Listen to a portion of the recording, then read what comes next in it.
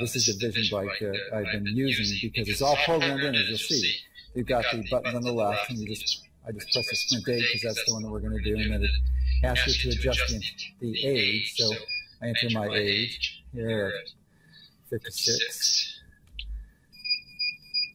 and press enter, and then the intensity goes all the way up to 20. And to 19, I'll lower that a little bit because it's going to be in my weight. Most people need to start out around 8 to 12, somewhere in that range.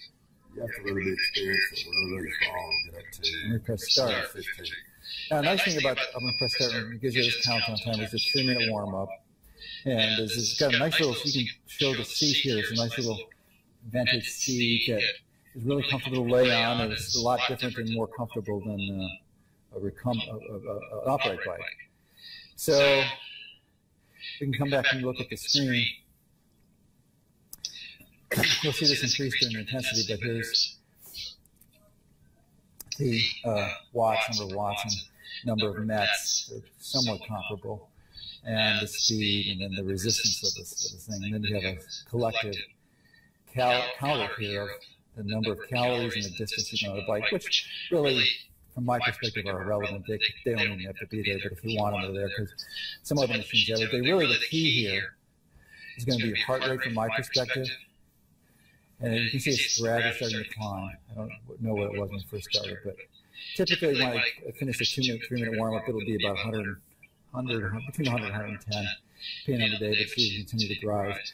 RPMs, don't really look at too much.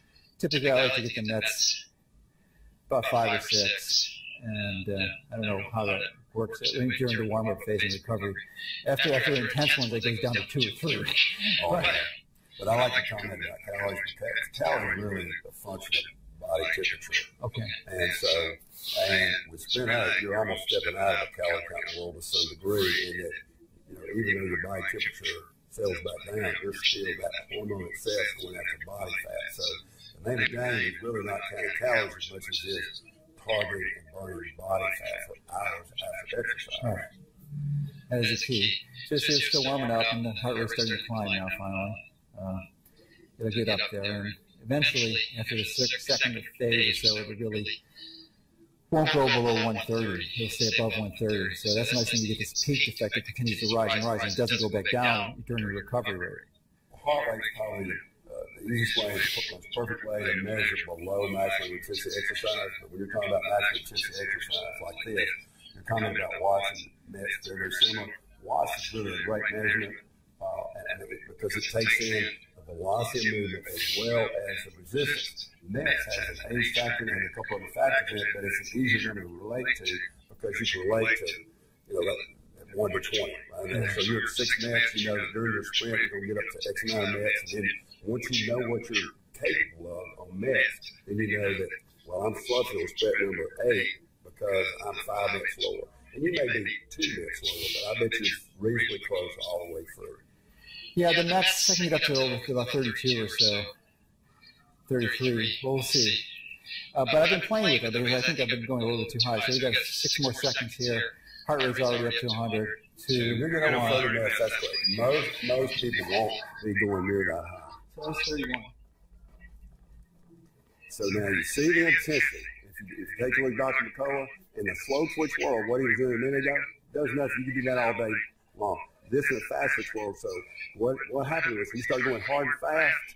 Basically, his brain and his nervous system work together to cook the fast twitch fiber. So now his heart's having to work anaerobically to oxygenate not just the slow twitch fiber in his legs, but the fast twitch fiber. So now that his heart has to oxygenate twice the muscle fiber, his heart has to work as hard as it can work.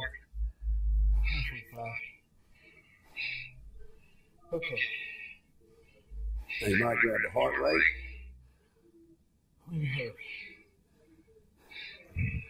Oh, no, it is. Oh, okay. Oh, okay. There we go. So if you notice his heart rate, for a few seconds after the sprint, it starts going up, but it's still really, really high as he pays back oxygen deficit. So even though the sprint's over, your heart's still working hard to pay that back. And if you'll notice your watch at home, look at your clock at home, about 28 to 30 seconds after the sprint, it's a whole lot better. I'm not going to say the last minute before the sprint's pleasurable, but it's a whole lot better than what he just experienced. So right now, it's a little bit better than ever. Look, I won't be able to talk later, but before you go on in this. We'll have a chat to Doc. If you ever seen Dr. McCullough speak to us, I know you haven't, because he is a great communicator and he speaks with a lot of wisdom. But during this thing, if you can talk during this, like if there's no way to do it. There's nothing. You can say a few words. Just listen. Sprint cardio has a talk test. If you can talk, you're not doing it right. You're not doing it right. Okay, number 2 is coming up. So now you see his heart rate settled down a little bit, but it's still over 120. His heart rate's still really pumping hard. And now it's time to do sprint number 2. So he's going hard, fast. And what you'll notice about the first 10 seconds, that's covered by his ATP peak energy system of 6 to 8 seconds for the stored up energy. But then around 15 seconds, he's starting to struggle now. Both types of fast twitch fiber are gone. Now that they're gone, he basically finishing off his slow twitch fiber. There's nothing left to pump, so he's barely hanging on the last 3, 2, 1. Got it. So now once his heart rate, it's still continuing to climb as he pays back oxygen deficit and dissipates lactic acid. Oh, keep the fan on me. Just move it up. Just move it up. Get over here. Oh, 3. There we go. A little bit more. Move the.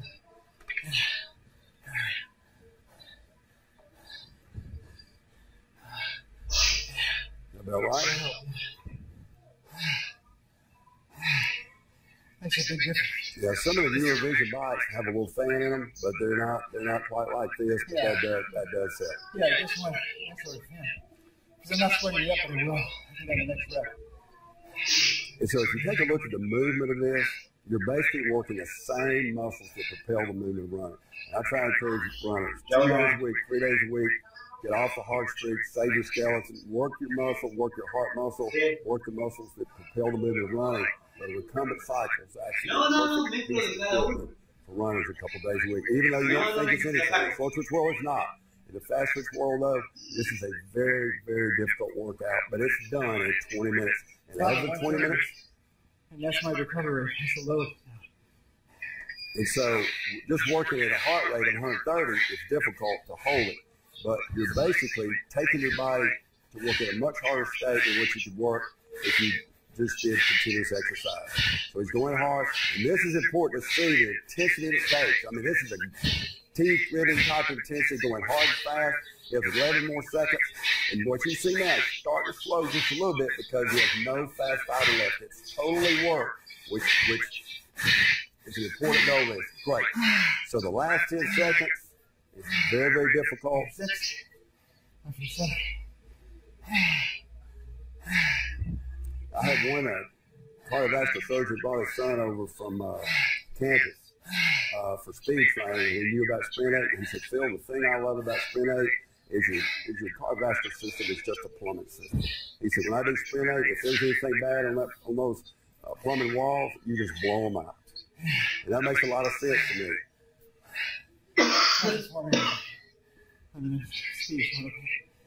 Oh, you're doing great. You're doing great. Now remember, physicians. First time I've ever done it was Phil. I only seen you teach it and use it myself. And when you see it, you go, it just can't be that bad. 4 minutes. I can exercise an hour. I can run hard. But then when you actually do the program, those 4 minutes are very hard. But that's all it takes to work the fast twitch fiber and the anaerobic process of your heart. That's the cool thing about anaerobic exercise. It doesn't take a lot of time, so time crunch adults can get a comprehensive program in a short amount of time. Probably it's only down to 138 during recovery. So it's going to go pretty high. It stays at it's not go below 130.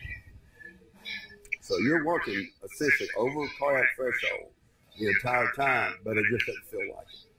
Because you have those peaks. And within those peaks, basically, to some degree, Dr. McCullough treated his body like when you were 13 years old. So when you're out there running, sprinting, and having a great time when you're 13, There you go. 30 minutes is excellent. Now, don't think that you're going to start at 30 minutes. That just doesn't happen. Keep pumping, keep pumping.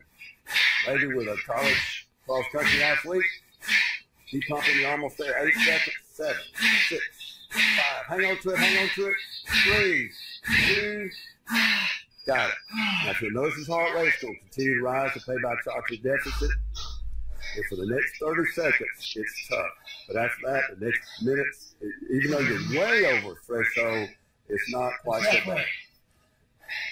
So just tell yourself, once the sprint's over with, just tell yourself in 30 seconds, it will be a whole lot better. You're telling me 30 minutes is college soccer player? Yes, yes, absolutely. But you've been exercising a long time, and you've been doing sprint 8 for several months now. 4 months. So not only are you conditioning the aerobic process, but also you're getting anaerobically conditioned, which is really the key to sports and the key to life in my humble opinion, because we have fast-twitch fiber, and there's 2 processes of your heart muscle that are somewhat different. And a lot of times we just ignore that muscle fiber, we ignore the anaerobic process of your heart muscle. It's so very important.